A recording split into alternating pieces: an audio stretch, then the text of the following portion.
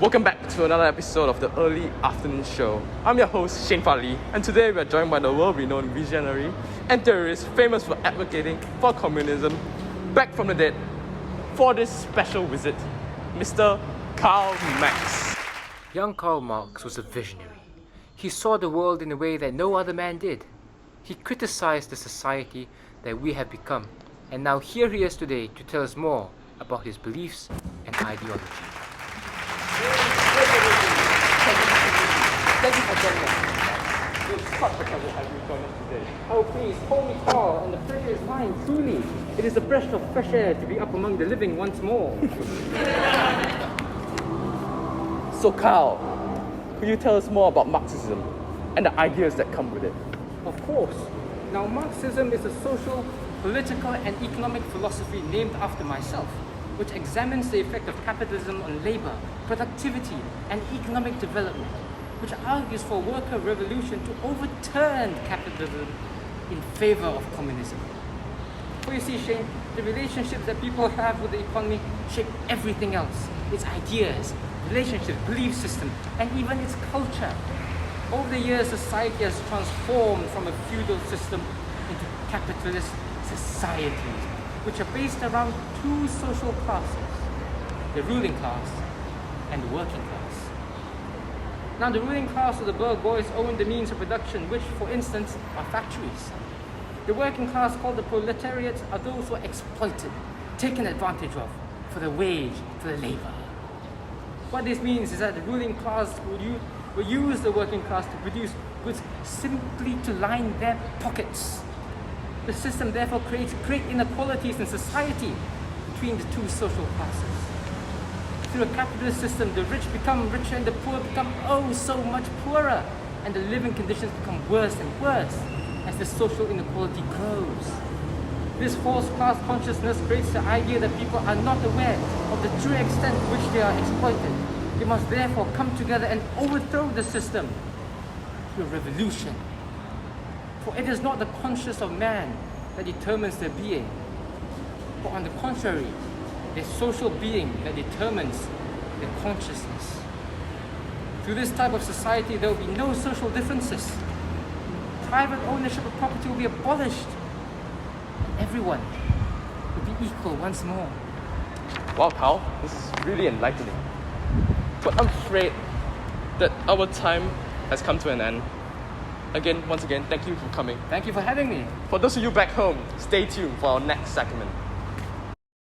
Hello everybody, welcome back to the next segment of the Early Afternoon Show. My name is Chef.boi, and today we're going to be joined by legendary author, well known for his work, The Kite Runner, in English classrooms and across the globe, who's going to be joining us via Zoom from America, Mr. Khaled Hosseini. Thank you for coming, Mr. Hosseini. Thank you for having me. Now, you recently wrote your book, The Kite Runner.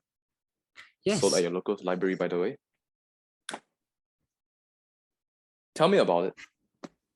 Well, The Kite Runner is this intriguing coming-of-age story filled with themes of poverty, destruction, war, brutality, and redemption.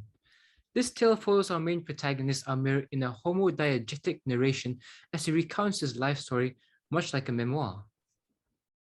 Ah, I see. Now, we just had Karl Marx earlier today in the studio, and I was wondering how his ideas of social inequalities can relate to your book, The Kite Runner.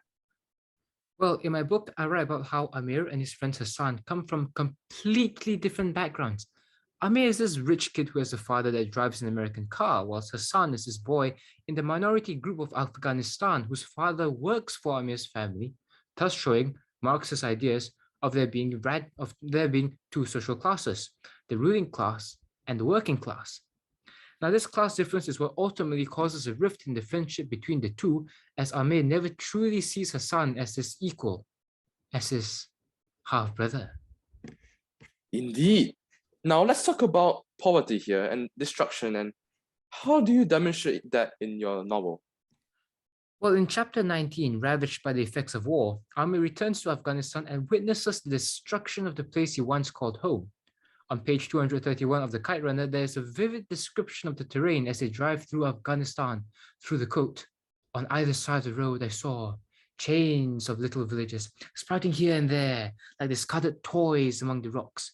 Broken mud houses and huts consisting of little more than 4 wooden poles and a tattered cloth as a roof.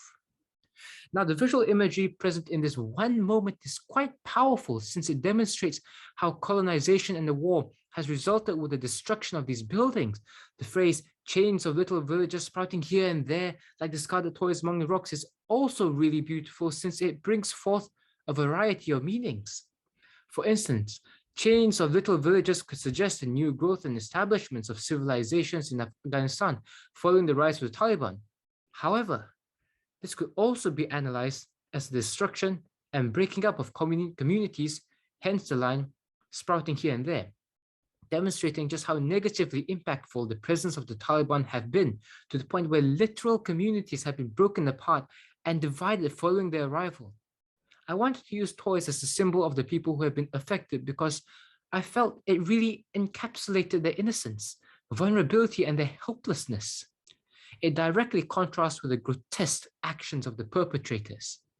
The phrase, like discarded toys among the rocks, symbolically portrays the village as this place that has been lost and abandoned, hidden from the world, as it lay scattered among the rocks. Hey, that must explain why Amir was so shocked about how Afghanistan looks like when he got there, since the quote could also show how there was little attention of Afghanistan from the international community, as it is hidden from the world with rocks, so to say. Which in this case, I'm assuming you're talking about the censorship? Indeed, the description given by Amir may also suggest that he has been neglective of his home country ever since he moved to America, since he is unaware of the true extent of the destruction there, possibly due to, as you've mentioned, the censorship. Precisely. Now moving to the theme of redemption, Khalid, you used to quote, "What was so funny was that for the first time since the winter of 1975, I felt at peace. I laughed because I saw that in some hidden nook in a corner of my mind, I've even been looking forward to this." Could you tell us more about the importance of the sentence and why you felt that it was necessary for the characters to have the need to redeem himself, which is Amir, of course? Well, in the winter of 1975, young Amir, the bratty child of a rich and influential man, lost his innocence and gained his guilt when he saw his friend Hassan get raped by a Seth.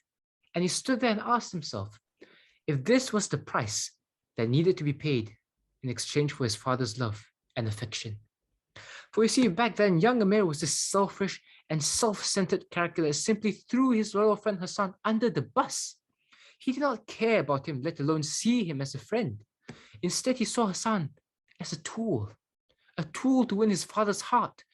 It was important for this character of Amir to redeem himself, since this was portray his maturity and also get the audience to root for this character in the end as we see him mature and change.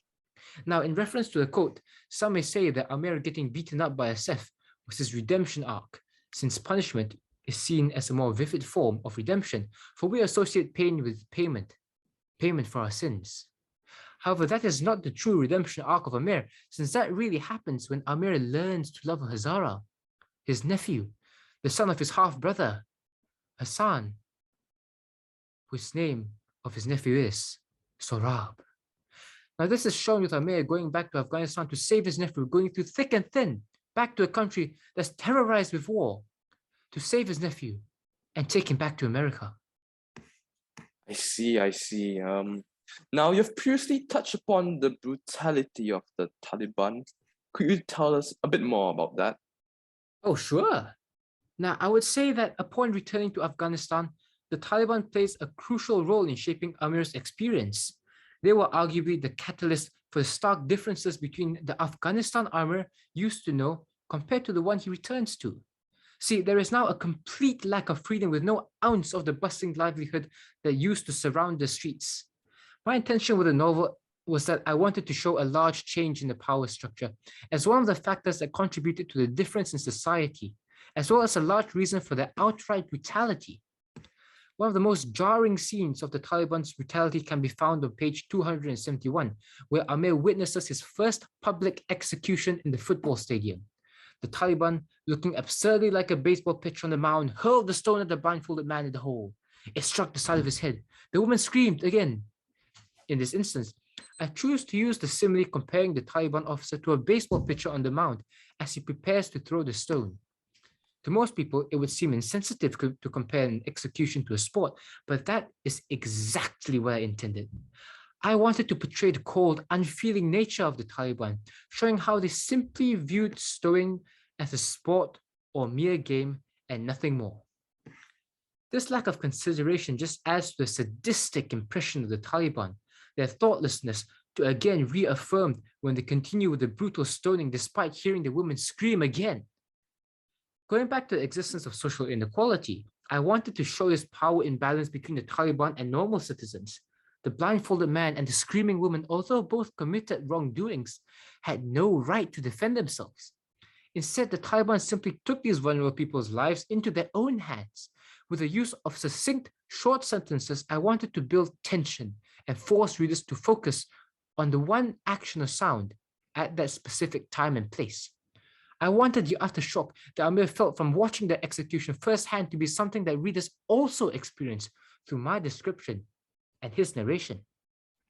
This complete traumatic state, coupled with pity for the vulnerability of the victims, is how I wanted readers to view the scene.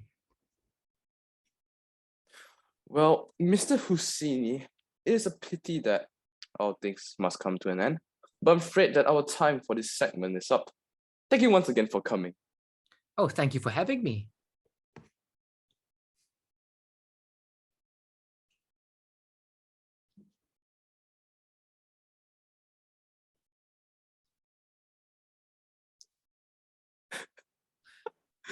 Shane Farley, everyone. Shane Farley. We will now thank you everybody for watching once again. Please stay tuned for our next segment, if or whenever we're gonna do it. See you guys. Back to the next segment of the early afternoon show. My name is Shane Farley, and today we are going to welcome back everybody to the next segment of the Welcome back everybody to the early late afternoon show. Is it early late afternoon show?